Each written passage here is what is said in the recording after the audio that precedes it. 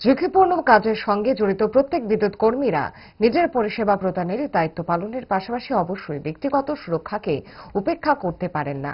তিনি পেশাগতভাবে যেমন পরিষেবা প্রাপক তেমনি গ্রাহকদের প্রতি দায়বদ্ধ।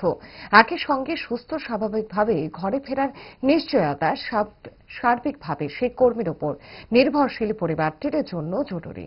তাই বিদ্যুৎ নিগমের সকল স্তরের ইঞ্জিনিয়ার এবং বিদ্যুৎ কর্মীদের নিরাপত্তা সুরক্ষা বিষয়ক দুদিনের ট্রেনিং এর আয়োজন করা হয়েছে।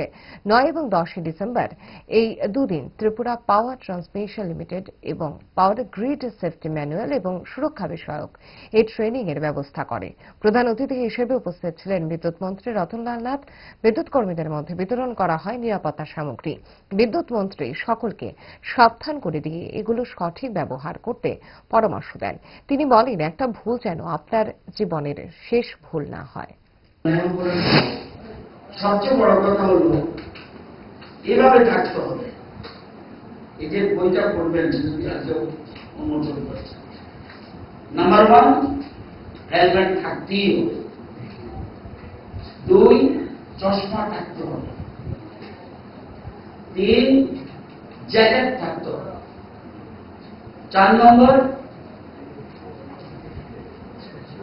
সেফটি বেল্ট থাকতে হবে, 5 নম্বর গ্লাভস থাকতে হবে, 6 নম্বর শুজ জুতা থাকতে হবে। এগুলো আপনারা আছে দিয়েছে এবং আরো দেবে, আগে বাকি পৌঁছে যাবে। আমি যেমন পুরস্কৃত করি, আগামী দিনে পানিশমেন্টের চিন্তা করতে হবে।